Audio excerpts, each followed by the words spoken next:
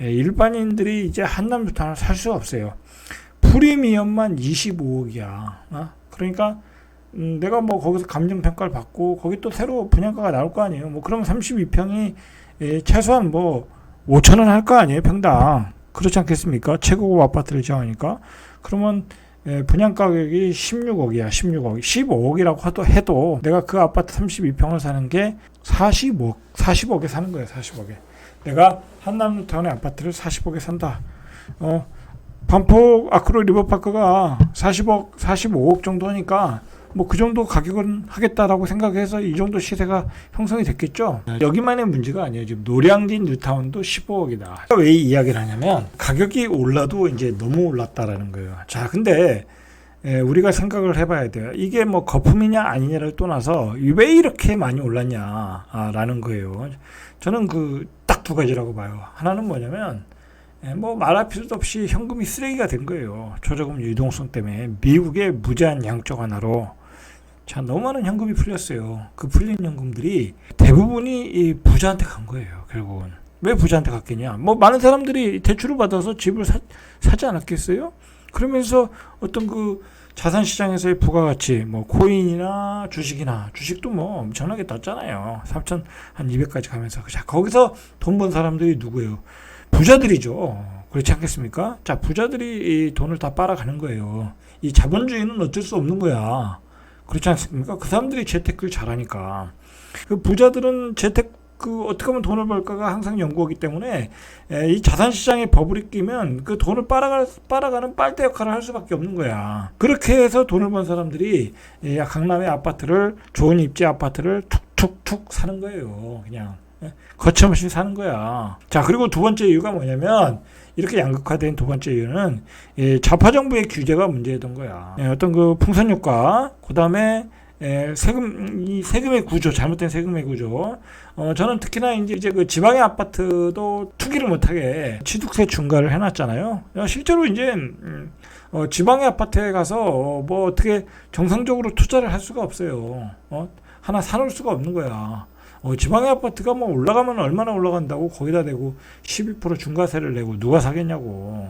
그렇지 않겠습니까? 그러다 보니까 어떤 현상이 뭐 거기다 이제 종부세도 있고 자 그러다 보니까 어떤 현상이 있냐면 아파트에 투자하는 사람들이 여러 개의 투자된 것을 버리고 핵심 아파트, 강남의 핵심 아파트만 사는 거야. 딱 한 채. 뭐 많이 사면 두 채도 안 사요. 두 채도 살 수가 없는 거야. 뭐 1년에 세금을 6, 7천씩 때리는데 어떻게 두 채를 사냐고.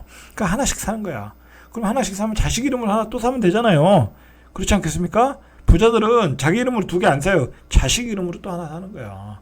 그러니까 강남 아파트만 올라가는 거예요. 그래서 한남 더일이 100억이 넘고 한남 뉴타운이 25억 프리미엄이 붙는 거야. 자, 제가 이야기하고 싶은 것은 뭐냐면 빨리 제도를 바꿔야 된다. 지방에 투자하고 싶은 사람들은 투자하게끔 놔둬야 돼. 돈이 분산이 돼야 될 거 아니야.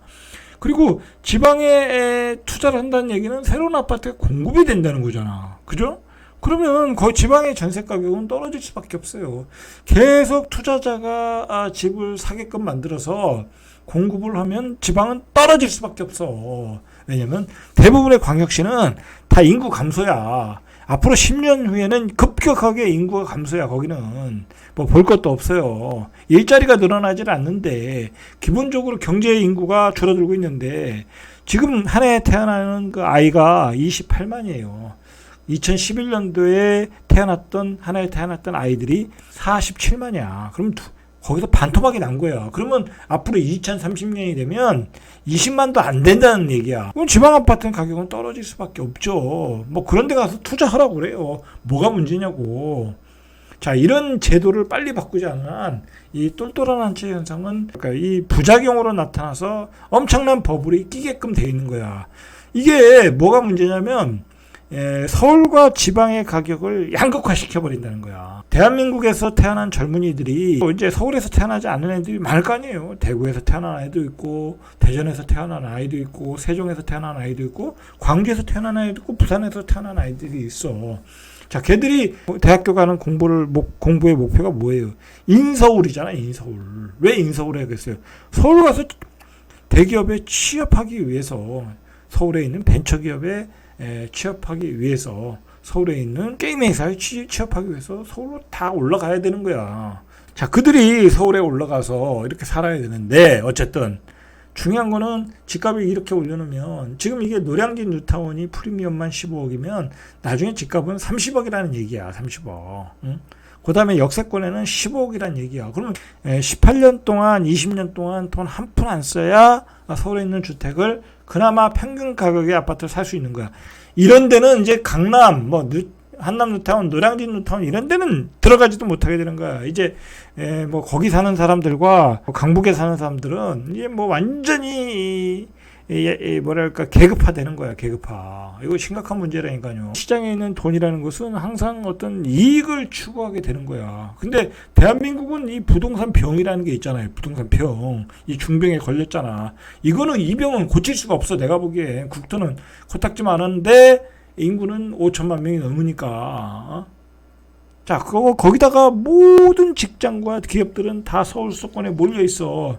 거기다가 GTX까지 만들어가지고 더 집중화되어 있고, 국토부 장관은 거기다 대고 GTX역에 또 주변에 컴팩트 시트까지 만들겠대. 예? 지방은 다 없어지는 거예요. 그렇게 되면. 그러니까 결과적으로 이 두 가지를 해야 되는데. 지역균형 발전은 우리 대한민국이 가장 먼저 이렇게 핵심 사업으로 추진해야 되는 문제예요, 지금. 근데 그렇게 하지 않고 서울로 집중화된다고 하면 이 서울의 집값은 결국은 강남의 집값이 뭐 40억, 50억 해버리면 강북의 어떤 핵심 지역도 20억이 넘어버려. 벌써 그 경유국 뉴타일 같은 경우에 올해 이번 달에 거래된 4월 달에 거래된 게 보니까 22억이야. 22억. 강북에 있는 그 종로구죠, 종로구. 종로구 더남 뉴타운에 있는 그 경유국 자이가 22억이야. 그 옆에 있는 뭐 준신주급이 뭐 17억, 18억이야. 이거 어떻게 살겠냐고. 젊은 애들이 올라가서. 그리고 이제 지방에서 서울로 이제 이사도 못 가.